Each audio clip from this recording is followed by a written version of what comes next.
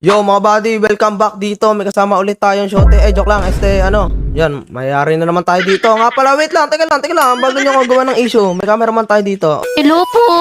So bale, hindi to bugtong-bugtong, hindi din to kung ano-anong history. Bago to, bagong segment natin. Ready ka na ba? Ready na. Introduce mo nga pala muna sarili mo, nakalimutan ko. So hello guys, I'm Ryuki. Yan. Ayan, TikTokeris din po, TikTokeris.